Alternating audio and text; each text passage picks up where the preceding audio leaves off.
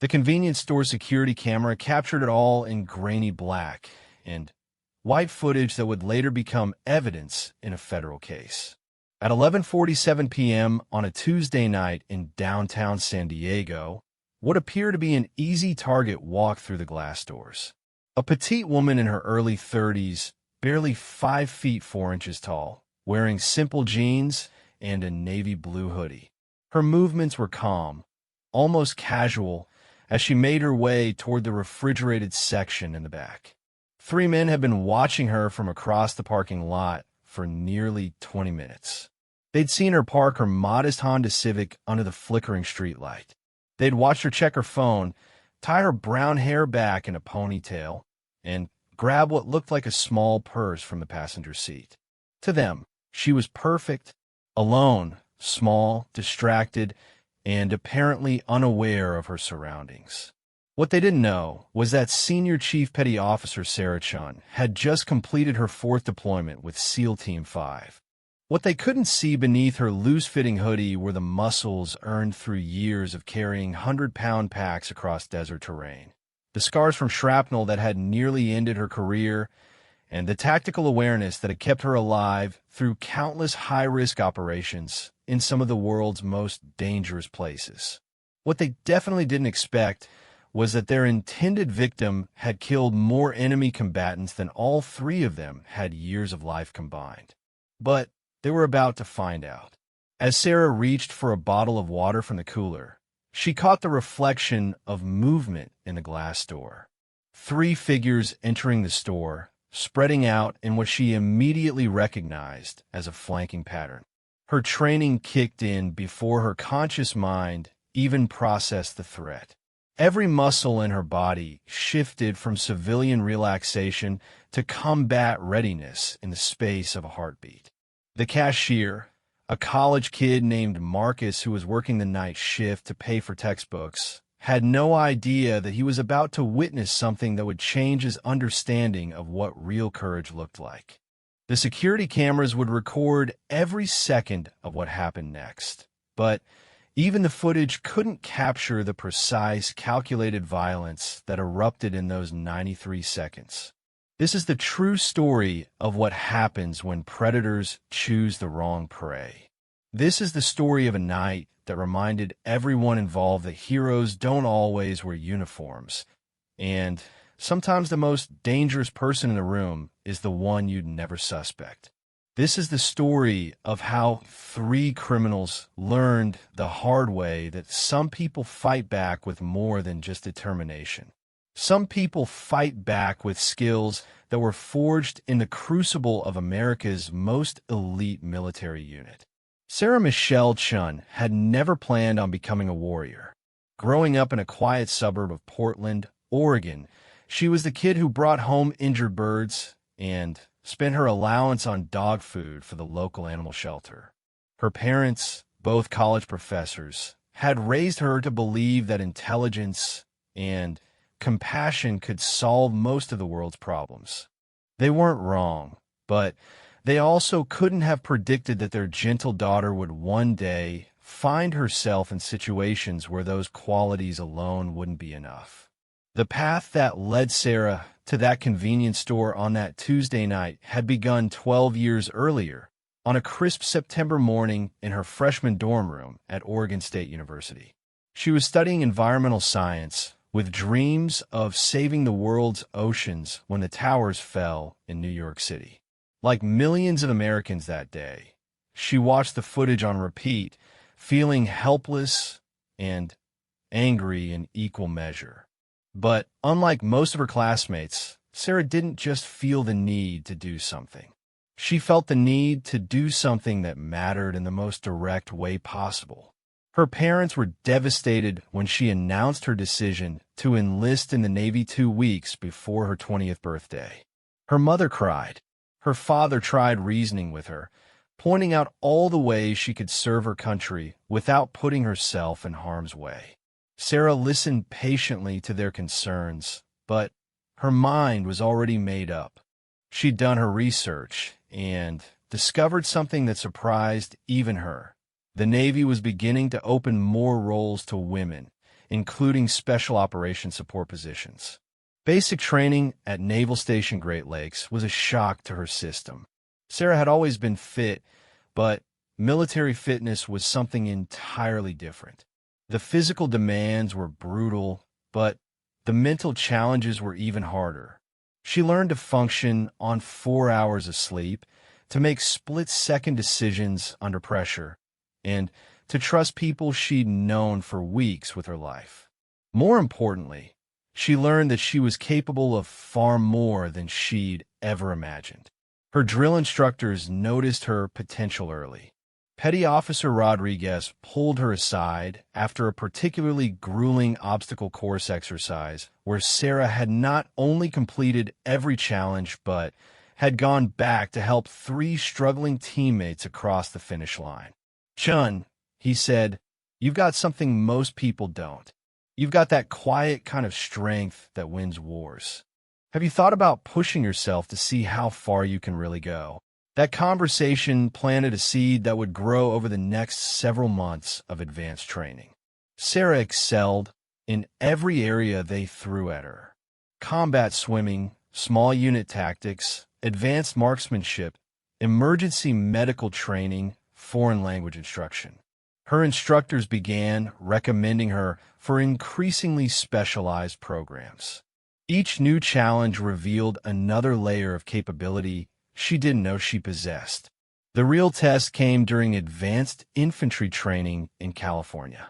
Sarah found herself in a squad with 11 men, most of whom had serious doubts about whether a woman could handle the physical demands of combat operations. Staff Sergeant Williams made it clear from day one that he wasn't going to lower standards for anyone, regardless of gender. Sarah told him she wouldn't want him to. The defining moment came during a field exercise designed to test small unit cohesion under extreme stress. Sarah's squad was tasked with a 20-mile forced march through mountain terrain, carrying full combat loads, followed by a simulated rescue mission. For miles into the march, the largest member of the squad, a former college football player named Davidson, who'd been openly skeptical about Sarah's presence, collapsed from heat exhaustion. Without hesitation, Sarah shouldered his 90-pound pack in addition to her own 70-pound load. When Davidson protested weakly that he couldn't let a woman carry his gear, Sarah looked him dead in the eye and said, "I'm not doing this because I'm a woman. I'm doing this because I'm your teammate, and that's what teammates do." She carried both packs for the remaining 16 miles, finished the rescue simulation, and still had energy to help set up the patrol base that night. From that moment forward, her squad treated her not as the woman among them, but as the person they'd want covering their backs in a firefight. Word of her performance spread throughout the training command. By the time she graduated from advanced infantry school, Sarah had caught the attention of recruiters from some of the Navy's most elite units. The Navy SEAL community was undergoing historic changes during Sarah's early career. While women were still excluded from the most traditional SEAL roles, new positions were opening in special operations support that required many of the same skills and training standards. Sarah applied for the Cultural Support Team program, a specialized unit that worked directly with SEAL platoons in situations where female operators were essential for mission success. The selection process was among the most demanding in the entire military. Of the 47 women who started the program, only 6 would graduate. The physical standards were identical to those required of male special operations personnel. The mental pressure was intense enough to break people who had already proven themselves in combat. Sarah thrived under the pressure. During one memorable exercise, candidates were subjected to simulated capture and interrogation. Sarah spent 36 hours in a stress position while instructors used every psychological trick in the book to break her down. They attacked her motivations for serving, questioned her fitness for special operations, and suggested that she was taking a spot that should go to a man. Through it all, Sarah maintained her bearing and gave only the basic information required by the Geneva Conventions. When they finally released her, she was exhausted and dehydrated, but her resolve had only grown stronger. The graduation ceremony was small and private. Sarah's parents flew in from Oregon, still not entirely comfortable with their daughter's career choice, but proud beyond measure of what she'd accomplished. As she stood at attention while receiving her special operations qualification, Sarah thought about how far she'd traveled from that dorm room where she'd first watched the towers fall. She was no longer the gentle girl who rescued injured birds, but she hadn't lost the compassion that drove her to want to help others. She'd simply learned that sometimes helping others required a different kind of strength. Her first deployment took her to Afghanistan, where she worked with a SEAL platoon conducting village clearance operations. Sarah's job was to interact with local women and children, gathering intelligence, and providing medical care in situations where male operators couldn't be effective due to cultural restrictions. She quickly learned that special operations was about far more than physical capability. It required cultural sensitivity, language skills, medical training, and the ability to make life or death decisions with incomplete information. During her second deployment, Sarah's convoy hit an improvised explosive device while returning from a mission in a remote village. The blast flipped their armored vehicle and left Sarah with a severe concussion and shrapnel wounds in her left shoulder. While medics worked to stabilize the vehicle commander, who had taken the worst of the blast, Sarah organized the security perimeter and coordinated with air support to evacuate the wounded. Despite her own injuries, she maintained tactical control of the situation until help arrived. The shoulder injury required 2 surgeries and 6 months of rehabilitation.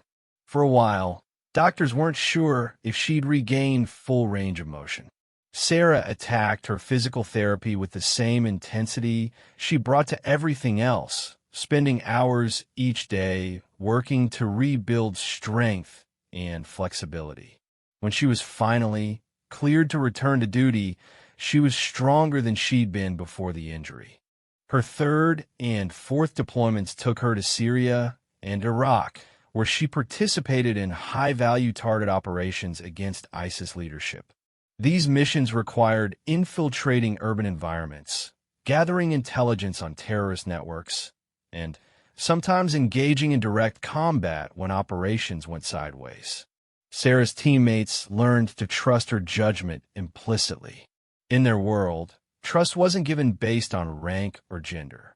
It was earned through performance under pressure, and Sarah had proven herself time and again.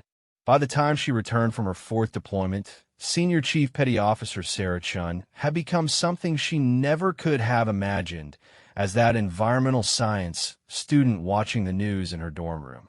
She was a veteran special operations warrior with skills that put her among the most capable fighters in the American military. She could navigate by the stars, provide emergency medical care, speak conversational Arabic and Farsi, and engage multiple targets accurately with a rifle at distances over 800 yards. But perhaps more importantly, she had retained the moral compass that had driven her to serve in the first place. She'd seen the worst that humans could do to each other, but she'd also seen ordinary people display extraordinary courage in defense of their families and communities. These experiences had given her a deep understanding of when violence was necessary and when it wasn't, and they had taught her to use her skills with precision and restraint. When Sarah rotated back to San Diego for short duty, she was looking forward to a period of relative normalcy. She rented a small apartment near the beach, enrolled in night classes to finish her college degree, and began the process of deciding whether to stay in the Navy for a full career or transition to civilian life.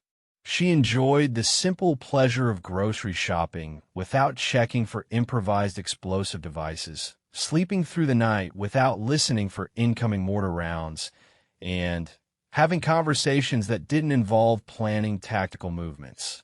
It was during this period of adjustment to civilian routines that Sarah found herself stopping at that convenience store on a Tuesday night in November. She'd spent the day at the university library working on a research paper about post-conflict environmental restoration, and she was tired in a way that had nothing to do with physical exhaustion. She just wanted to grab a bottle of water and maybe a snack before heading home to her apartment. As she pulled into the parking lot of the 24-hour convenience store, Sarah noticed the three men standing near a rusted pickup truck on the far side of the lot. There was nothing obviously threatening about them, but something in their posture triggered the threat assessment protocols that had been drilled into her through years of training. They were watching the store's entrance with too much intensity, and their positioning allowed them to observe without being clearly seen by anyone inside. Sarah's training had taught her to trust her instincts, but it had also taught her not to overreact to potential threats that might be nothing more than her hypervigilant mindset struggling to adapt to civilian life.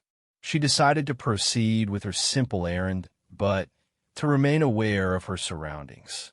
After all, this was San Diego, not Kandahar. The biggest danger she was likely to face was an overpriced energy drink and maybe some stale chips. She locked her car and walked toward the store entrance, noting the positions of the three men in her peripheral vision. They were still there, still watching. As she pushed through the glass door and heard the electronic chime announce her arrival, Sarah began to suspect that her Tuesday night was about to become significantly more complicated than she'd planned. The store was typical of thousands of similar establishments across America. Bright fluorescent lights, rows of snack foods, and household necessities, a few restaurant-style tables near the window, and a tired-looking cashier behind bulletproof glass.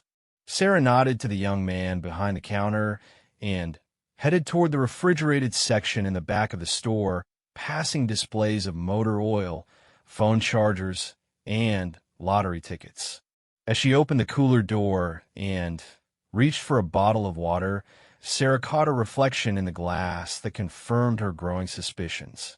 The three men from the parking lot had entered the store and were moving with the coordinated precision of people who had done this before. They weren't customers looking for late-night snacks. They were predators who had identified what they thought was easy prey. Sarah's mind automatically began running through tactical assessments and response options. She noted the positions of potential cover, identified improvised weapons within reach, and calculated angles of approach and egress. At the same time, she hoped she was wrong about what was happening. Maybe these were just three guys buying beer after a long day at work. Maybe her combat-trained paranoia was seeing threats where none existed. But as she turned around with the water bottle in her hand and saw the lead man's eyes, Sarah knew with absolute certainty that her peaceful evening was about to end. She recognized the look of someone who had already decided to hurt her. She'd seen it in the eyes of insurgents who had tried to kill her and her teammates in a dozen different countries.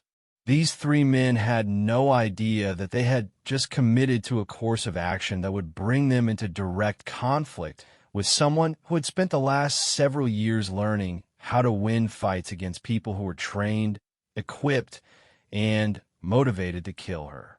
The irony wasn't lost on her. After surviving countless combat operations in the world's most dangerous places, Sarah was about to face her most serious threat in a fluorescent-lit convenience store 6 miles from the naval base where she worked. But as the first man began moving toward her with obvious malicious intent, Sarah felt the familiar calm that always settled over her when violence became inevitable.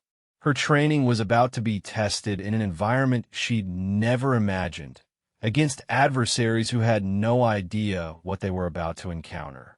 The first man was large, probably 6 feet tall, and heavily built with the kind of bulk that suggested either regular gym time or manual labor. He wore a dirty baseball cap pulled low over his eyes and moved with the swagger of someone who was used to people getting out his way. His two companions flanked him as they approached, creating a triangle formation that would have been textbook if this were a military operation instead of a convenience store robbery. Marcus, the college student working the night shift, looked up from his chemistry textbook as the three men spread out through the store. Something about their movement pattern made him nervous, but he couldn't quite put his finger on what was wrong. He'd worked this shift for 8 months and had developed a sense for when customers were just browsing versus when they had specific intentions. These three weren't browsing. Sarah maintained her position near the refrigerated section, water bottle in hand, while her mind rapidly processed the developing tactical situation. The store layout worked both for and against her. The narrow aisles would limit the attacker's ability to coordinate, but they would also restrict her movement options. The bright lighting eliminated shadows, but also made it impossible to remain concealed. The distance to the exit was approximately 30 feet, but getting there would require moving through the attacker's position. She quickly inventoried potential weapons within reach. A display of motor oil bottles could serve as projectiles. The metal shelving units were sturdy enough to provide temporary cover. A promotional display of barbecue tools near the front counter included several items that could be repurposed for defensive purposes. Most importantly, Sarah's car keys included a tactical pen that she'd carried since her first deployment, a seemingly innocent writing instrument that was actually designed for close-quarters combat. The lead attacker spoke first, his voice carrying the artificial friendliness that predators often use to get close to their victims. "Evening, miss. Store's about to close. Might want to hurry up with your shopping." Sarah recognized the verbal probing technique immediately. The man was testing her awareness and response to pressure while also establishing a pretext for interaction. In her military training, this phase was called target assessment and approach. The attacker was trying to determine whether she would be compliant, resistant, or completely unaware of the danger. "Store doesn't close until midnight," Sarah replied calmly, glancing at the digital clock above the counter that showed 11:51 p.m. Plenty of time. Her response was carefully calculated. She acknowledged his statement without agreeing to his implicit demand that she leave, demonstrated awareness of her environment by knowing the store hours, and used a tone that was neither aggressive nor submissive. Sarah wanted to see how the attackers would escalate before committing to any particular response strategy. The second attacker, shorter but more wiry than the leader, began moving down the aisle to Sarah's left. He was trying to position himself where he could block her path to the exit while remaining far enough away to avoid appearing immediately threatening. His movement was casual enough that it could be explained as normal shopping behavior, but Sarah recognized it as a flanking maneuver. The third member of the group, younger than the other two and visibly nervous, stayed near the entrance. His job was probably to watch for other customers or police while also preventing Sarah from escaping. The positioning told Sarah that these men had done this before and had developed a system that worked for them. From behind the bulletproof glass, Marcus began to sense that something was seriously wrong. The three men's behavior didn't match their apparent purpose as late-night customers. They weren't looking at merchandise, weren't moving towards specific items, and seemed far too interested in the woman near the back of the store. Marcus discreetly reached for the silent alarm button that would alert both the store's security company and the local police. Sarah noticed Marcus's movement and approved of his decision to call for help, but she also understood that police response time to this area was typically 8 to 12 minutes. Whatever was going to happen would be over long before law enforcement arrived. She was going to have to handle this situation with her own resources. The leader took another step closer, now within about 10 feet of Sarah's position. At this distance, she could see the poorly healed scar along his left jaw and smell the combination of alcohol, cigarettes, and unwashed clothing. His eyes had the predatory focus that Sarah recognized from hunting dangerous men in hostile territories. This wasn't going to end with a simple robbery. "Look, lady," the man said, his artificial friendliness giving way to open menace. "This doesn't have to be complicated. Just come with us quiet-like and nobody gets hurt." There it was, the demand that confirmed Sarah's assessment of the situation. These men weren't here to rob the store. They were here to abduct her, probably for purposes that would end with her serious injury or death. The demand to come with them eliminated any possibility of compliance as a survival strategy. Sarah's training had covered this scenario extensively. When facing multiple attackers with clear criminal intent, the statistical survival rate for compliance was extremely low. Fighting back, even against superior numbers, offered better odds of survival than trusting that criminals would keep their word about not causing harm. "I think I'll finish my shopping first," Sarah said, maintaining the calm tone that had served her well in dozens of high-stress situations. Her response bought her a few more seconds to complete her tactical assessment, while also forcing the attackers to make the next move in the escalation process. The leader's expression shifted from artificial friendliness to open frustration.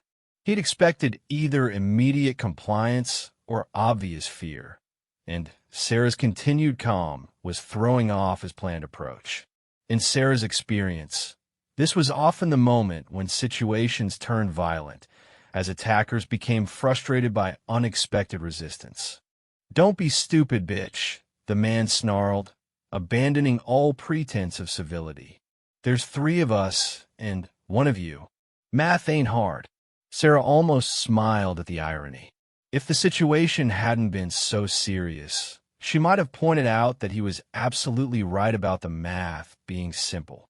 3 untrained criminals against 1 special operations veteran wasn't even remotely close to a fair fight. But not in the way he imagined. The second attacker, who had been moving slowly down the left aisle, suddenly accelerated his approach, apparently deciding that subtlety was no longer necessary. He was now close enough that Sarah could see the crude tattoos covering his forearms and the hunting knife clipped to his belt. His sudden movement was the signal that the talking phase was over. Sarah's body responded before her conscious mind finished processing the threat. Years of combat conditioning had programmed her nervous system to react to aggressive movement with immediate, overwhelming violence. The transition from civilian shopper to combat operator happened in milliseconds. She threw the water bottle directly at the leader's face with enough force to break his nose. Before the bottle finished its flight, Sarah was already moving laterally toward the motor oil display, while drawing the tactical pen from her keychain. The throw wasn't intended to incapacitate the leader, but to disrupt his vision and create the split-second opportunity she needed to improve her position. The second attacker, startled by the sudden explosion of movement, hesitated for just a moment as he tried to understand what was happening. That moment was all Sarah needed to cover the distance between them and drive the tactical pen into the nerve cluster just below his left ear. The man dropped instantly, his nervous system shutting down from the precisely applied pressure to a vulnerable point that could render someone unconscious without causing permanent damage. The leader, blood streaming from his broken nose, let out a roar of rage and charged towards Sarah's position. He was bigger than her by at least 70 pounds and clearly expected to overwhelm her through brute force. What he encountered instead was someone who had spent years learning how to use an opponent's size and momentum against them. Sarah stepped into his charge rather than away from it, grabbing his extended arm and using his own forward motion to throw him face first into the metal shelving unit. The impact was tremendous, sending cans of soup and bottles of motor oil crashing to the floor. The man bounced off the shelving and staggered backward, stunned and disoriented. Behind the bulletproof glass, Marcus watched in amazement as the situation unfolded. The quiet woman who had seemed like such an unlikely target was systematically dismantling 3 attackers with a level of skill and precision that belonged in an action movie. Each of her movements was deliberate and economical, wasting no energy on unnecessary flourishes. The 3rd attacker, who had been positioned near the entrance, finally overcame his shock and began moving toward the fight. He was younger than his companions, probably in his early 20s, and clearly hadn't expected their intended victim to fight back with such devastating effectiveness. He pulled a folding knife from his pocket as he approached, apparently thinking that a weapon would even the odds. Sarah saw him coming and quickly calculated her options. The 2nd attacker was unconscious, but likely to recover within a few minutes. The leader was hurt, but still functional and beginning to regain his orientation.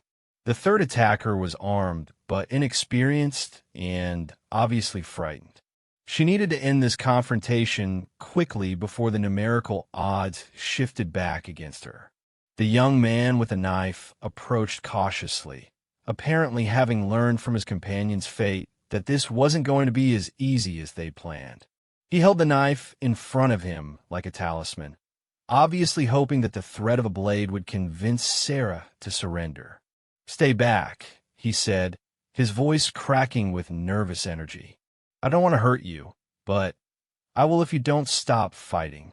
Sarah recognized the uncertainty in his voice and understood that he was the weak link in the group's coordination. Unlike his companions, who seemed comfortable with violence, this young man was clearly out of his depth. She could use that psychological advantage to end the confrontation without further escalation. "Put the knife down and walk away," Sarah said firmly. "This is over. Your friends are done, and you don't want to make this worse for yourself." For a moment, it seemed like the young man might actually take her advice. His grip on the knife wavered, and he glanced toward the exit as if calculating his chances of escape. But then the leader, having finally recovered from his impact with the shelving, let out another bellow of rage and charged again. This time, the leader had learned from his first mistake and approached more cautiously, trying to grab Sarah rather than simply bowling her over. But his improved tactics weren't enough to overcome the vast difference in their training and experience. Sarah deflected his grasping hands and struck him in the solar plexus with enough force to drop him to his knees, gasping for breath. The young man with the knife, seeing his leader incapacitated again, finally found the courage to attack. He lunged forward with the blade extended, aiming for Sarah's midsection. It was a clumsy, desperate move that telegraphed his intentions so clearly that Sarah had plenty of time to react. She sidestepped the knife thrust and grabbed the young man's wrist, applying a joint lock that she'd learned during her first year of combat training. The technique was designed to control an armed opponent without causing permanent damage, and it worked exactly as intended. The knife clattered to the floor as the young man cried out in pain and surprise. Within 90 seconds of the first aggressive move, all 3 attackers were neutralized. The second attacker remained unconscious near the motor oil display. The leader was on his hands and knees, still struggling to breathe normally. The youngest member of the group was under Sarah's control, his arm twisted behind his back in a position that discouraged any further resistance. Marcus had watched the entire confrontation with a mixture of amazement and disbelief. The transformation of the quiet customer into a formidable fighter had happened so quickly that his mind was still trying to process what he'd witnessed. When Sarah looked in his direction and asked if he called the police, he could only nod mutely. Sarah quickly assessed her own condition. She had a small cut on her left hand from broken glass, and her shoulder ached where the leader had managed to grab her jacket, but otherwise she was uninjured. More importantly, none of the attackers appeared to be seriously hurt despite the violence of the confrontation.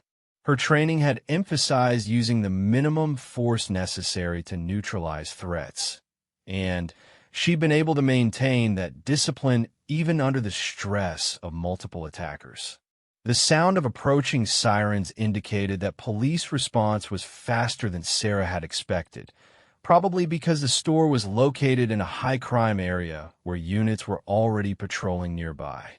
She used the time before their arrival to secure the knife and check on the unconscious attacker's breathing and pulse, both of which were normal. When the first police officers burst through the door with weapons drawn, they found a scene that didn't match their expectations. Instead of a robbery in progress or a sexual assault, they discovered 3 incapacitated men and a calm woman who was providing first aid to one of her attackers. "Officers," Sarah said, raising her hands to show she was unarmed. "I'm Senior Chief Petty Officer Sarah Chun, United States Navy. These 3 men attempted to abduct me, and I defended myself. The cashier witnessed everything and can verify my account." The lead police officer, Sergeant Rodriguez, had been working this beat for 15 years and had responded to hundreds of violent crimes. He'd never encountered a situation where a single victim had successfully fought off 3 attackers without weapons, serious injuries, or property damage beyond some scatter merchandise. As he began taking statement from Sarah and Marcus, Sergeant Rodriguez found himself dealing with a paradox. The evidence clearly supported Sarah's account of self-defense, but the level of damage she'd inflicted on 3 larger attackers suggested combat skills far beyond those of an ordinary citizen. When Sarah mentioned her military background and showed her military identification, the pieces began falling into place. The paramedics arrived shortly after the police and began evaluating the 3 attackers. The unconscious man was beginning to regain consciousness, but was disoriented and complained of severe headaches. The leader had a broken nose and possible concussion from his encounters with the shelving unit. The youngest attacker had a sprained wrist and multiple bruises, but no serious injuries. As the attackers were loaded into ambulances for medical evaluation before booking, Sergeant Rodriguez found himself increasingly impressed by Sarah's handling of the situation. She had used exactly the amount of force necessary to protect herself without crossing the line into excessive violence. Her first aid treatment of the unconscious attacker had probably prevented more serious complications. Most importantly, her restraint had avoided a situation that could have ended with fatalities. Marcus, still shaken by what he'd witnessed, provided a detailed statement confirming Sarah's version of events.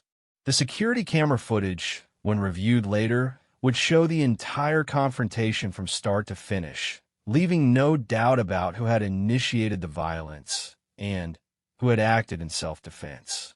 As the scene was cleared and the store returned to normal operations, Sarah reflected on how quickly her quiet evening had turned into something resembling her military deployments. The skills that had kept her alive in Afghanistan and Iraq had proven equally valuable on a Tuesday night in San Diego.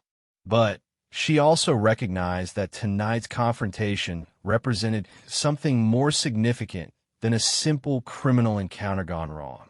Word of the incident would spread quickly through law enforcement, and military channels, creating ripple effects that Sarah couldn't yet anticipate.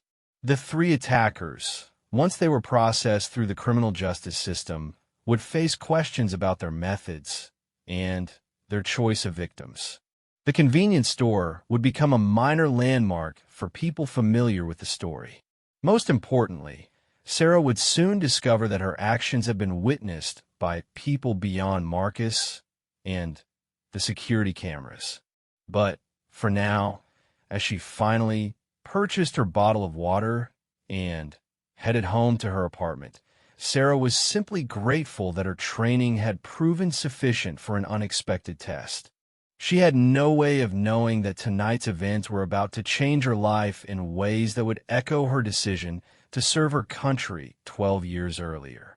The story might have ended there, with Sarah returning to her quiet civilian routine and the three attackers facing assault and attempted kidnapping charges, if not for the fact that Marcus Johnson was more than just a college student working nights to pay for textbooks. Marcus was also a journalism major with an internship at the San Diego Union-Tribune, and he understood that what he'd witnessed was far more significant than a simple self-defense incident. 2 days after the convenience store confrontation, Marcus approached his editor with a story proposal that would eventually land on the front page of the newspaper and go viral across social media platforms. But the path from convenience store to national news coverage revealed layers of complexity that none of the participants had anticipated. Sarah's first indication that her story was spreading beyond the police report came during her morning run along the beach. She'd been jogging the same 3-mile route for months, enjoying the anonymity of being just another fitness enthusiast among the hundreds of people who exercise along San Diego's waterfront each day. But this morning, she noticed that several people were looking at her with recognition rather than the polite disinterest that usually characterized interactions between strangers. When she stopped at her usual coffee shop after the run, the barista refused to accept payment for her drink. "On the house," he said with a grin that suggested he knew something Sarah didn't. "After what you did Tuesday night, it's the least I can do." Sarah's confusion deepened when she arrived at the naval base for her regular duty assignment and found that word of the incident had somehow reached her commanding officer before she'd had a chance to file her own report. Commander Patricia Wells called Sarah into her office first thing Thursday morning, ostensibly for a routine briefing, but actually to discuss something that was rapidly becoming a public relations situation. "Senior Chief," Commander Wells began, "I understand you had an interesting evening earlier this week." Sarah had served under Commander Wells for 8 months and had developed a deep respect for her leadership style. Wells was a former surface warfare officer who had transitioned to special operations liaison work, and she understood the unique challenges faced by personnel transitioning from combat deployments to shore duty. She was also highly skilled at navigating the political complexities that could arise when military personnel became involved in civilian incidents. "Yes, ma'am," Sarah replied. "I was planning to include in my weekly report, but the situation was resolved without any complications." "I'm afraid it's becoming more complicated than you might expect," Commander Wells said, handing Sarah a printed copy of an email that had arrived in her inbox at 0630 that morning. "This is from the base public affairs office. Apparently, there's been some media interest in Tuesday night's events." The email was from Lieutenant Commander Jackson, the base's senior public affairs officer, warning that a local newspaper was preparing to run a story about a female Navy SEAL who had single-handedly defeated 3 attackers in a convenience store robbery. The story, according to Jackson's contacts at the newspaper, would include security camera footage, witness interviews, and potentially Sarah's military service record. Sarah read the email with growing concern. Military personnel were generally discouraged from engaging with media without prior authorization, and stories involving special operations personnel required careful handling due to security considerations. More problematically, The newspaper had apparently mischaracterized her role in special operations, describing her as a Navy SEAL rather than correctly identifying her as a cultural support team member. "Ma'am," Sarah said, "I need to clarify something about the media characterization. I'm not technically a Navy SEAL. My training and qualifications are similar, but the distinction is important for accuracy." Commander Wells nodded approvingly. The distinction between traditional SEAL operators and support personnel like Sarah was significant both for security reasons and for military protocol. Allowing the misconception to stand could create problems with both the SEAL community and with military regulations governing media interactions. "That's exactly the kind of detail that makes this situation delicate," Wells replied. "The story is apparently going to run regardless of our cooperation, but we have an opportunity to ensure it's accurate and appropriate. Lieutenant Commander Jackson wants to meet with you this afternoon to discuss how to handle the media interest." The meeting with the Public Affairs Office revealed the extent to which Sarah's story had already spread beyond her control. Marcus Johnson had written a detailed account of the convenience store incident, but his editor had decided to expand the story by researching Sarah's military background and interviewing other witnesses to her character and capabilities. The expanded investigation had uncovered additional stories about Sarah's service record that painted a picture of someone whose capabilities went far beyond what had been demonstrated in the convenience store. Fellow Special Operations personnel, speaking anonymously, had provided accounts of Sarah's performance in combat situations that highlighted her skills and dedication. The resulting article would portray her as an exceptional example of military excellence rather than simply focusing on one incident of self-defense. Lieutenant Commander Jackson explained that the Navy's primary concern was ensuring that the story didn't inadvertently compromise operational security or create unrealistic expectations about the capabilities of military personnel in civilian situations. Sarah's case was particularly sensitive because female participation in special operations was still a relatively new development that attracted significant public attention. "The story is going to run," Jackson explained. "Our choice is whether to cooperate in ensuring accuracy or to let them publish whatever they think they know. Given the positive nature of the coverage, I recommend limited cooperation with emphasis on the broader message about military training and service." Sarah found herself in the unusual position of having to consider how her personal story might affect public perception of military service, particularly for women in combat roles. The attention was uncomfortable, but she also recognized that positive coverage of female military personnel could have beneficial effect for recruitment and public support.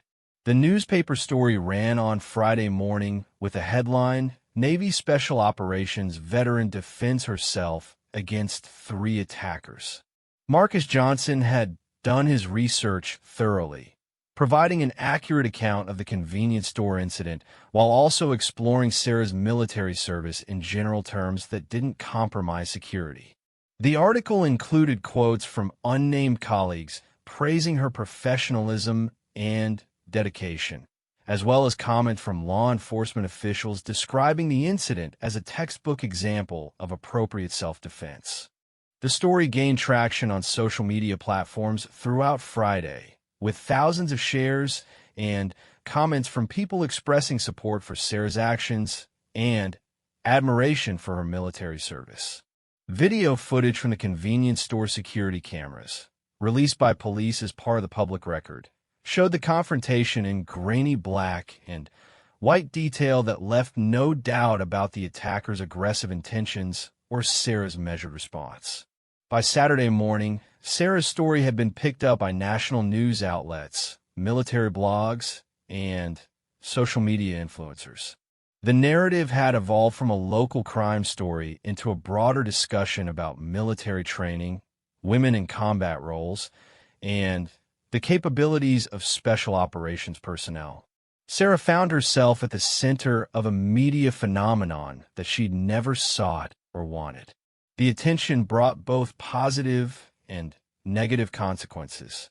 Supportive messages flooded Sarah's social media accounts from fellow veterans, military families, and civilians who viewed her as a role model. Several organizations invited her to speak at events honoring military service. A publisher contacted her about writing a book about her experiences in special operations. But the publicity also attracted unwanted attention from people who questioned her account of events, criticized military spending on special operations training, or expressed hostility toward women serving in combat roles. Sarah received dozens of messages from people who wanted to challenge her story, test her capabilities, or simply express their opinions about her service and her actions in the convenience store. More concerning was the attention from individuals who seemed to view Sarah as either a target or a prize. The detailed coverage of her military background and current location in San Diego had made it relatively easy for determined individuals to find information about her personal life. Law enforcement officials warned her about potential stalkers and suggested security precautions that reminded Sarah of the protective measures she'd used in combat zones. Commander Wells and Lieutenant Commander Jackson worked with Sarah to develop a media strategy that would satisfy public interest while protecting her privacy and security. They arranged a single interview with a local television station, focusing on the importance of military training and the dedicated service of all military personnel. Sarah used the opportunity to redirect attention from her individual actions toward the broader community of veterans and active duty personnel. The interview was professional and well-received, but it also marked the beginning of a new phase in Sarah's life. The quiet anonymity she'd enjoyed during her transition to civilian routines was permanently gone, replaced by a level of public recognition that would follow her wherever she went. People recognized her in restaurants, grocery stores, and on the beach during her morning runs. Most of the recognition was positive. Veterans approached her to share their own stories of service and transition to civilian life. Parents thanked her for serving as a role model for their daughters. Active duty military personnel expressed appreciation for the positive representation of their community. But the constant attention was exhausting for someone who had always preferred to serve quietly and without fanfare. 3 weeks after the convenience store incident, Sarah received a phone call that would change her perspective on the media attention and its potential consequences. The caller was Detective Maria Vasquez from the San Diego Police Department's Domestic Violence Unit, and she had information about the 3 attackers that put their attempted crime in a much darker context. Senior Chief Chun, Detective Vasquez began, "I'm calling to update you on the investigation into your attackers and to discuss something that you might find disturbing. We've uncovered evidence that suggests Tuesday night wasn't their first attempt at this type of crime. The investigation into the 3 attackers had revealed a pattern of behavior that extended back several months. Police had connected them to at least 4 previous incidents involving young women who had been followed, approached, and in 2 cases, successfully abducted from parking lots and convenience stores throughout the San Diego area. The previous victims had been chosen according to a specific profile: small, alone, and apparently vulnerable. The attacker's method had been refined through practice, using intimidation and overwhelming numbers to gain compliance before transporting victims to isolated locations. The outcomes for the previous victims had been severe sexual assault in every case, with additional violence that suggested the attacker's behavior was escalating toward potentially lethal encounters. "The reason I'm calling you specifically," Detective Vasquez continued, "is that we believe your successful resistance may have prevented not only your own assault, but possibly saved lives. The pattern suggests that these men were becoming increasingly violent, and your case represents the first time anyone had successfully fought back against them. The revelation reframed Sarah's convenience store encounter in terms that extended far beyond self-defense. By successfully resisting the attackers, she had not only protected herself, but had also disrupted a criminal enterprise that was terrorizing young women throughout the city. The arrest had removed 3 dangerous predators from the streets and provided law enforcement with evidence that would likely result in lengthy prison sentences. Detective Vasquez also revealed that the media coverage of Sarah's case had encouraged other victims to come forward with additional evidence against the attackers. Women who had previously been reluctant to report their assaults were now willing to testify, knowing that the perpetrators were in custody and that their cases were being taken seriously by law enforcement. Your story has given these women hope, Detective Vasquez explained. Some of them have told me that seeing how you fought back helped them understand that what happened to them wasn't their fault and that these men could be stopped. This information fundamentally changed Sarah's relationship with the media attention surrounding her story. What had initially felt like unwanted publicity about a personal incident now appeared to have broader implications for community safety and justice for multiple victims. The discomfort of public recognition seemed less important when weighed against the positive outcomes for other women who had suffered at the hands of the same attackers. Sarah's understanding of her role in the situation continued to evolve as more information emerged about the attackers' criminal history and the impact of their arrests. The convenience store confrontation had been a pivotal moment, not just in her own life, but in the lives of previous victims and potential future victims who would now be protected from these particular predators. But even as Sarah came to terms with the broader significance of her actions, she remained focused on the core values that had motivated her military service: protecting others, serving with honor, and using her capabilities responsibly. The media attention and public recognition were secondary to the knowledge that her training and instincts had served their intended purpose when it mattered most. 6 months after the convenience store incident, Sarah found herself sitting in a federal courthouse in downtown San Diego, preparing to testify at the trial of the 3 men who had attempted to abduct her. The case had grown far beyond the original charges of assault and attempted kidnapping to include federal charges related to their pattern of violence against women across multiple jurisdictions. The investigation that had begun with Detective Vasquez's phone call had uncovered a criminal network that extended throughout Southern California. The 3 attackers, led by Daniel Morrison, the man who had first confronted Sarah in the store, had been systematically targeting women for over 2 years. Their crimes included multiple kidnappings, sexual assaults, and at least 2 cases where victims had been so severely injured that they required extended hospitalization. Morrison, it turned out, had a criminal history dating back to his teenage years, with progressively more serious offenses including domestic violence, sexual assault, and armed robbery. His 2 accomplices, brothers Kevin and Tyler Ramirez, had been recruited into his criminal activities after meeting him in county jail during their own sentences for burglary and drug possession. The federal prosecutor handling the case, Assistant United States Attorney Jennifer Martinez, had explained to Sarah that her successful resistance had been the breakthrough that law enforcement needed to connect multiple unsolved cases throughout the region. The attackers' confidence had been shattered by their encounter with someone who fought back effectively, and their subsequent arrests had led to evidence that tied them to crimes across 3 counties. Your actions that night didn't just save your life, Prosecutor Martinez had told Sarah during their preparation meeting. They broke up one of the most violent criminal enterprises we've seen in this district. The evidence we've gathered suggests that without intervention, These men would likely have escalated to murder within the next few months.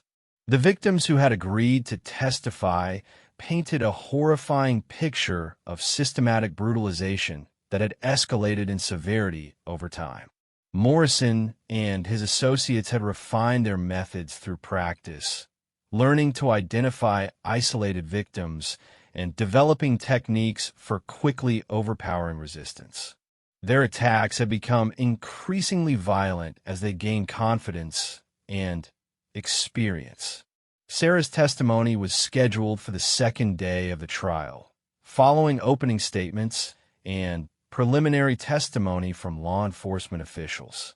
She had reviewed the security camera footage dozens of times with prosecutors, analyzing every detail of the confrontation to ensure her account would be accurate and compelling for the jury. The night before her testimony, Sarah received an unexpected visitor at her apartment. Commander Wells arrived at her door, carrying a bottle of wine and wearing civilian clothes, suggesting that this was a personal rather than official visit. "I wanted to check on you before tomorrow," Wells said as Sarah invited her inside. This kind of testimony can be more stressful than people expect, even for someone with your background. Over dinner, Wells shared her own experiences testifying in military courts-martial and civilian criminal cases.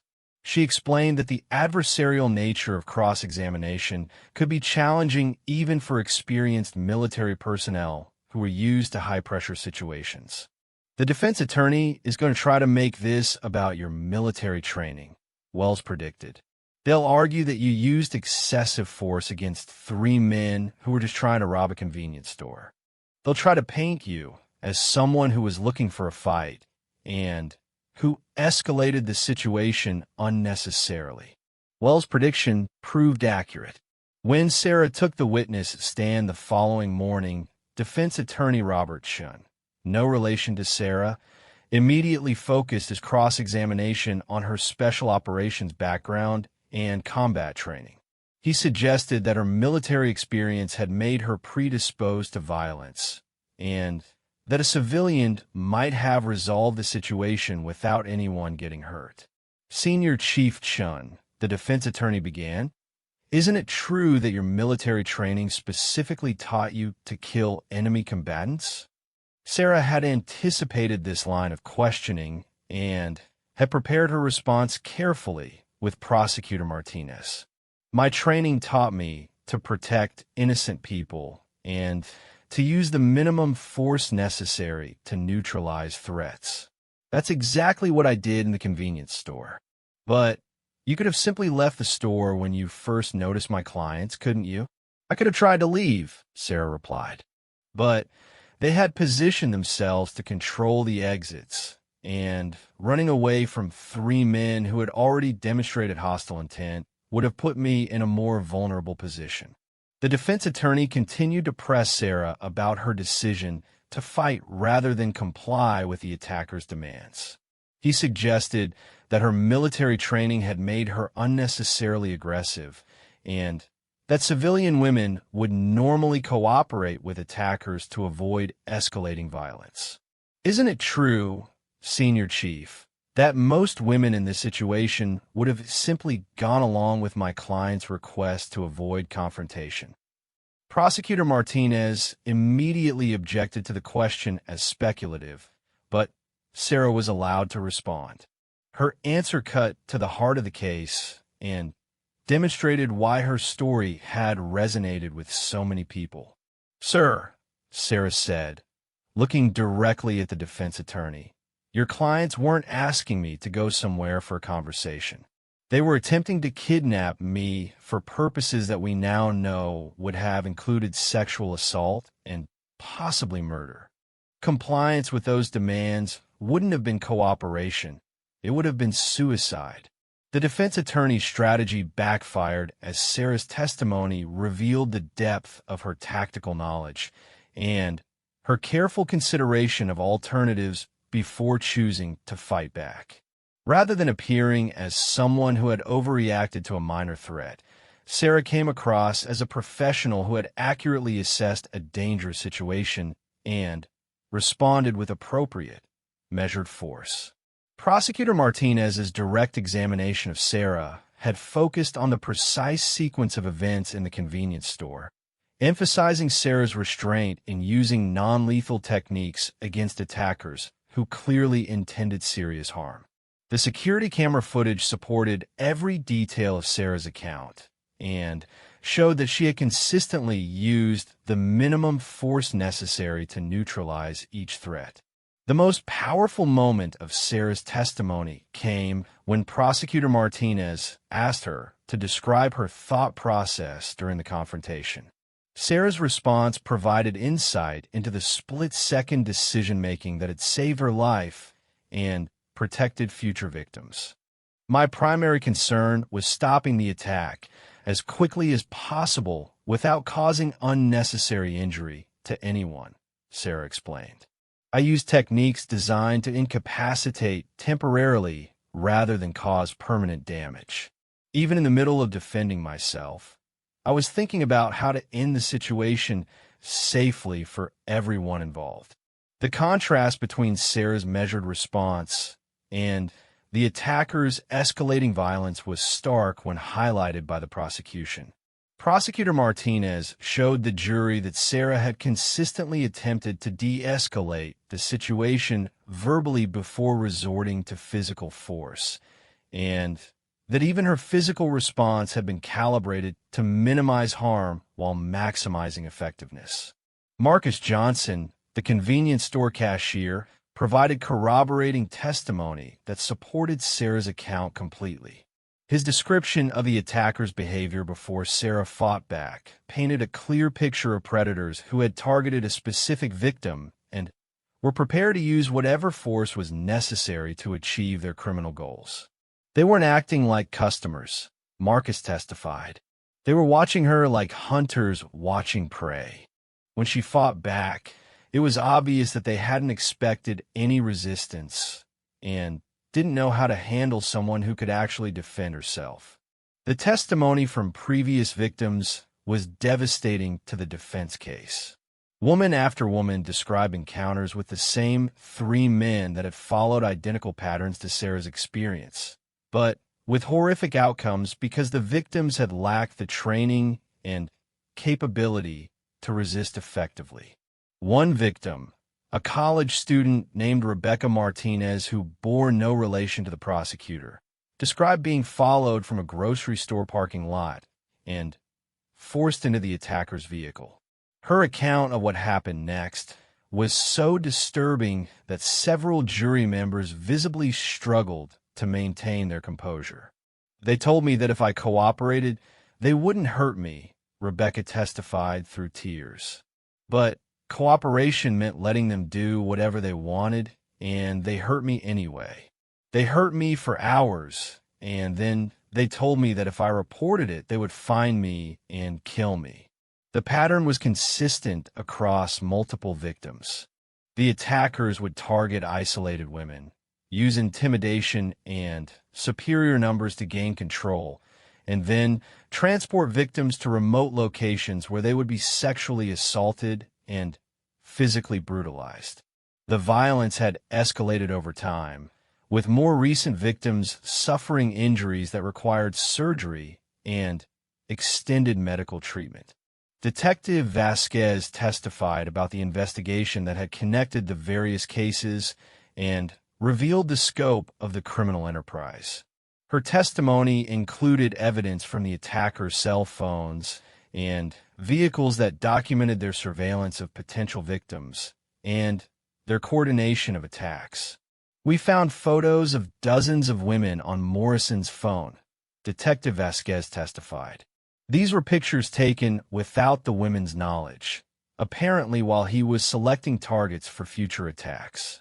Sarah Chen's photo was among them, taken several days before the convenience store incident. This revelation added another disturbing dimension to the case. The attackers hadn't simply encountered Sarah by chance.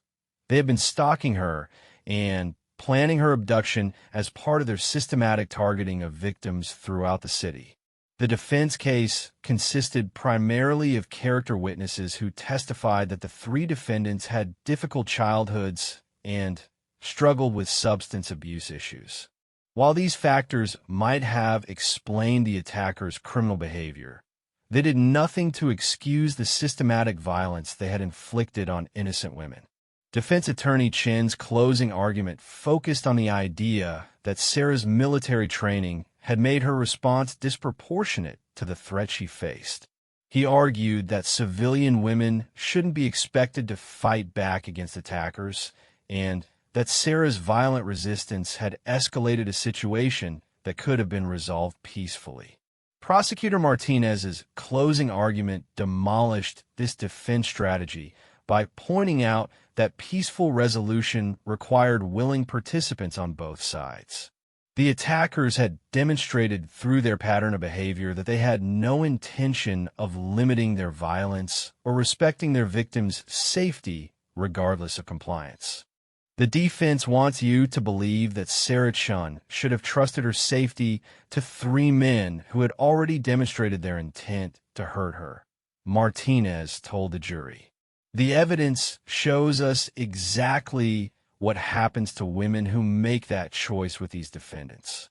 Sarah Chun survived because she refused to become another victim. The jury deliberated for less than 4 hours before returning guilty verdicts on all federal charges against all three defendants.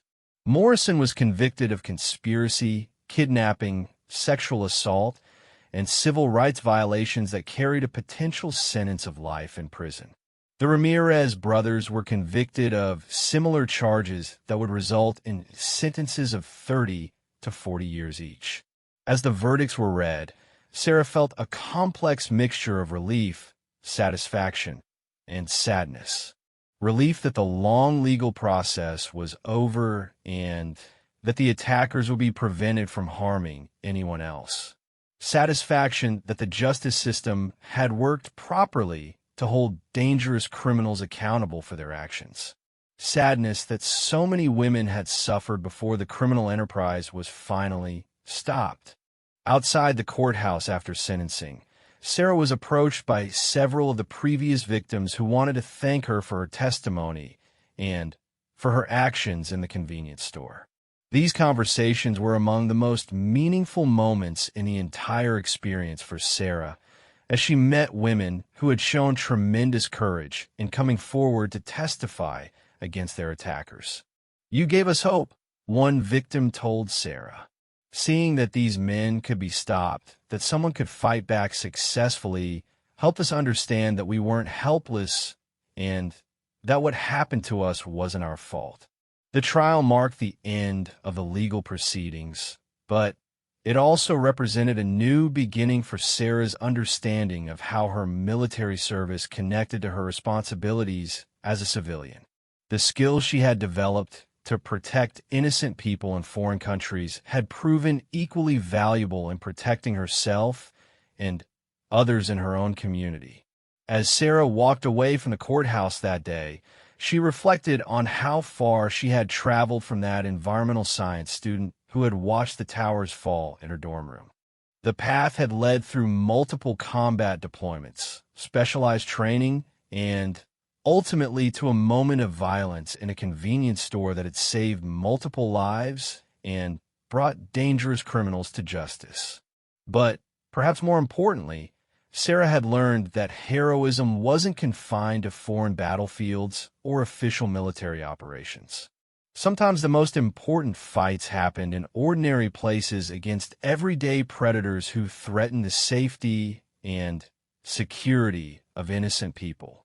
Her service to her country had prepared her for that fight, and she had proven equal to the challenge when it mattered most.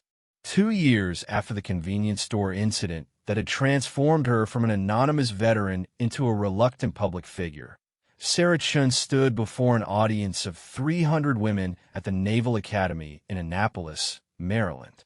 She was delivering the keynote address at a symposium on women in combat roles, a speaking engagement that represented how completely her life had changed since that Tuesday night in San Diego.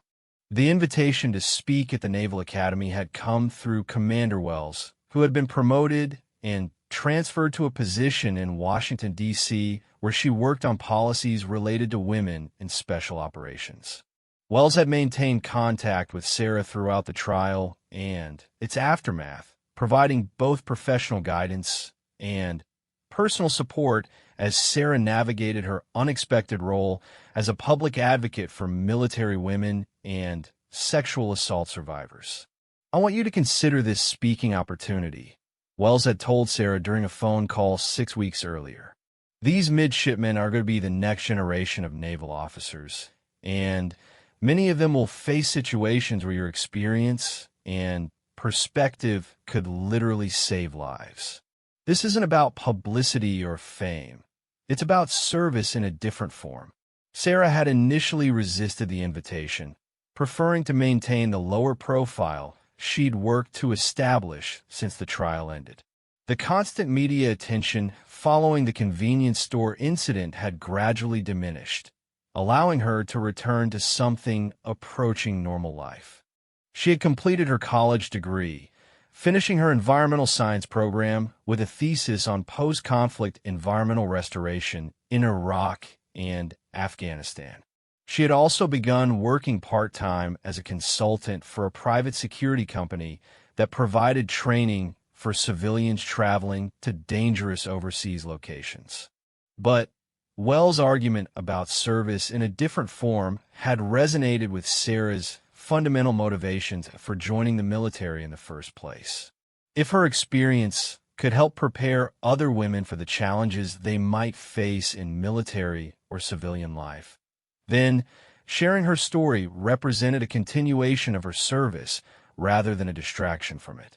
The audience at the Naval Academy included female midshipmen who would soon face decisions about their career paths, including whether to pursue training for combat roles that had only recently become available to women.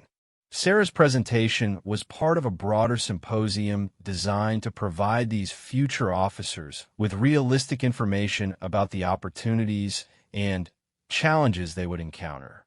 Sarah's speech focused on the connection between her military training and her civilian experience, emphasizing that the skills and mindset developed through military service had applications far beyond traditional combat situations. She described her path from environmental science student to special operations veteran to inadvertent crime fighter, highlighting the decision points where her military training had provided guidance for handling unexpected challenges. "The situation I encountered in that convenience store wasn't something I trained for specifically," Sarah told the audience. "But the mindset I developed through military service, the ability to assess threats quickly and respond with appropriate force, prepared me to handle a situation I never could have anticipated." That's what real training does. It doesn't just teach you specific skills, it teaches you how to think under pressure. During the question and answer session following her presentation, Sarah was asked about the physical and emotional challenges of her special operations training. Her response reflected the maturity and perspective she'd gained through years of service and the reflection that had followed her transition to civilian life. The physical challenges were significant, but they weren't the hardest part of special operations training, Sarah explained. The hardest part was learning to maintain your humanity and your moral compass in situations where violence is necessary. The men and women I served with weren't just physically capable. They were people who could make life and death decisions with the right ethical framework. That's what made them effective operators and good teammates. A midshipman near the front of the auditorium asked about the media attention that had followed Sarah's story and how it had affected her transition to civilian life. Sarah's answer revealed the complexity of her relationship with her unexpected public profile. "I never wanted to be a public figure or a symbol for anything," Sarah said honestly. "I just wanted to serve my country and then transition to a quiet civilian life. But Sometimes life puts you in positions where your personal preferences matter less than your ability to contribute to something larger than yourself. If my story helps other women understand their own capabilities or encourages them to fight back against people who want to hurt them, then the loss of privacy is worth it. After the symposium, Sarah was approached by several midshipmen who wanted to discuss their own career plans and concerns about their ability to succeed in traditionally male-dominated military specialties. These conversations reminded Sarah of her own uncertainties as a young person considering military service and reinforced her sense that sharing her experience was a valuable form of service. One midshipman, a young woman named Jennifer Rodriguez, who reminded Sarah of herself at that age, expressed concerns about whether she was physically capable of meeting the standards required for special operations training. Sarah's response drew on her own experience of discovering capabilities she didn't know she possessed. "Don't let anyone else define your limitations," Sarah advised. "I thought I was just an environmental science student who wanted to save the oceans. It turned out that I was also someone who could carry 200 pounds of gear for 20 miles and make tactical decisions under life-threatening pressure. You don't know what you're capable of until you're tested, and military training is designed to reveal capabilities that most people never discover about themselves." The Naval Academy visit was part of a broader speaking schedule that had developed organically as Sarah's story continued to resonate with diverse audiences. She had addressed groups ranging from high school students considering military service to law enforcement officers interested in her tactical decision-making during the convenience store confrontation. Each speaking engagement had reinforced Sarah's understanding that her experience had value beyond her personal survival and recovery. One of the most meaningful speaking opportunities had come 3 months earlier, when Sarah addressed a gathering of sexual assault survivors at a conference in San Francisco. The audience included women who had experienced attacks similar to those committed by Morrison and the Ramirez brothers, and many have been inspired by Sarah's story to seek counseling, report their attacks, or take self-defense classes. "Your story showed us that fighting back is possible," one survivor told Sarah after her presentation. "I had always been told that resistance would make things worse, that compliance was the safest option. Seeing that someone could fight back successfully and survive changed how I thought about my own experience and my own capabilities." These interactions had gradually shifted Sarah's perspective on the media attention and public recognition that had initially felt like unwanted intrusions into her privacy. She began to understand that her story had become larger than her personal experience and had taken on significance for communities of people who face similar threats or challenges. The transformation of Sarah's relationship with her public profile was tested when she received an unexpected phone call from Detective Vasquez in San Diego. Vasquez called to inform Sarah that Morrison had died in prison, apparently from injuries sustained during an altercation with other inmates who had learned about his crimes against women. "I thought you should know," Vasquez said. "Morrison's death doesn't change anything legally, but some of his victims have asked me to let you know that they feel safer knowing he can't hurt anyone else."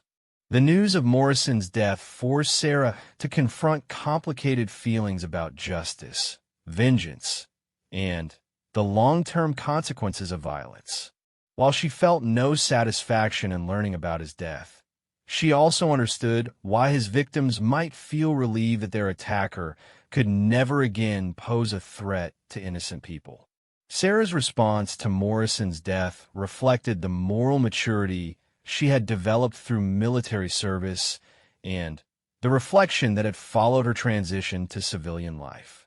She felt neither celebration nor regret, but rather a somber recognition that violence often created consequences that extended far beyond the immediate participants. The Ramirez brothers remained in federal prison, serving sentences that would keep them incarcerated for decades. Sarah occasionally received updates about their status from prosecutors who had worked on the case, but she had largely moved beyond focusing on the fate of her attackers to concentrating on the positive outcomes that had emerged from the incident. One of the most significant developments had been the expansion of self-defense training programs for military women and civilians throughout Southern California. Several organizations had approached Sarah about developing curricula based on her experience and tactical knowledge, leading to the creation of training programs that emphasize situational awareness, threat assessment, and appropriate response techniques. Sarah had initially been reluctant to become involved in teaching self-defense, concerned that her military background might not translate effectively to civilian training needs. But working with professional instructors and martial arts experts, she had helped develop programs that combine tactical awareness with practical techniques that could be mastered by people without extensive military or martial arts backgrounds. The most important thing isn't learning how to fight, Sarah explained to participants in these programs. It's learning how to think tactically about your safety and your environment. Most dangerous situations can be avoided entirely through awareness and good decision-making. Physical techniques are important, but they're the last resort when everything else has failed. The success of these training programs had led to invitations for Sarah to consult with law enforcement agencies, military units, and private security companies about tactics and training methods. Her unique perspective as someone who had successfully applied special operations training in a civilian self-defense situation provided insights that were valuable for a variety of professional applications. As Sarah's speaking and consulting work expanded, she made the decision to leave her part-time position with a private security company and establish her own consulting practice focused on personal safety training and tactical awareness. The transition to entrepreneurship represented another unexpected turn in her post-military career, but it also provided a way to combine her military experience with her desire to help other people develop their own capabilities for self-protection. The business, which Sarah named Tactical Awareness Solutions, grew rapidly through word-of-mouth recommendations and media coverage of her training programs. Within 18 months, Sarah was working with clients throughout the western United States, providing training for everyone from corporate executives traveling to dangerous overseas locations to college students wanting to improve their personal safety awareness. The success of her business also provided Sarah with the financial independence to be selective about her speaking engagements and consulting work. Rather than accepting every invitation or opportunity, she focused on projects that aligned with her values and her desire to contribute positively to her community and to the broader society. On the third anniversary of the convenience store incident, Sarah received a letter from Rebecca Martinez, one of Morrison's victims who had testified at the trial. Rebecca had completed her college degree and was beginning law school with plans to specialize in prosecuting crimes against women. Her letter expressed gratitude for Sarah's role in bringing her attackers to justice and described how Sarah's example had inspired her own career decision. Seeing you testify at the trial showed me that it was possible to be strong in the face of violence without becoming bitter or angry, Rebecca wrote. Your example helped me understand that I could use my experience to help other people without being defined by what happened to me. I want to be a prosecutor so that I can help other survivors get justice and feel safe again. Letters like Rebecca's reinforce Sarah's understanding that her story had created ripple effects extending far beyond her personal experience. The decision to fight back in that convenience store had not only saved her own life, but had also contributed to positive outcomes for numerous other people who had been inspired by her example or protected by the removal of dangerous criminals from their community. As Sarah reflected on the 3 years that had passed since that Tuesday night, she recognized that her life had developed in directions she never could have anticipated, but that felt entirely consistent with her fundamental values and motivations. The path from environmental science student to special operations veteran to public advocate had involved unexpected turns and unwanted publicity, but it had also provided opportunities to serve others in ways that extended and complemented her military service. Standing in her office in San Diego, looking out at the Pacific Ocean that had inspired her initial interest in environmental science, Sarah understood that her story was still being written. The convenience store incident had been a pivotal moment, but it was part of a larger narrative about service, courage, and the responsibility that came with special capabilities and training. The gentle young woman who had once rescued injured birds had become someone capable of defeating violent criminals, but she had retained the compassion and desire to help others that had originally motivated her to serve. The transformation wasn't a loss of her original character.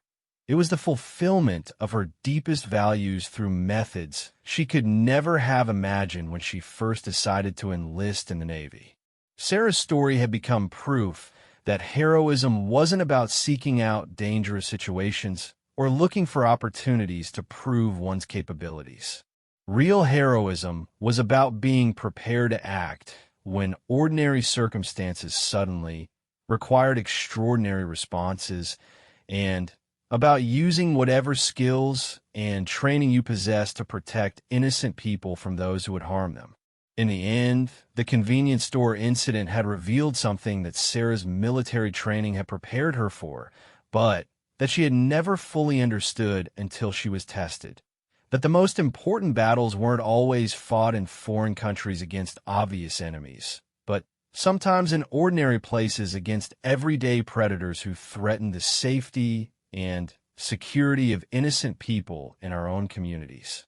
Her service to her country had given her the tools to win that fight, and her victory had created a legacy that would continue to inspire and protect others long after the details of that Tuesday night had faded from public memory. That legacy was the true measure of Sarah's heroism, and it justified every sacrifice she had made along the path from that college dorm room to that convenience store to the life of service and purpose she had built in the years that followed.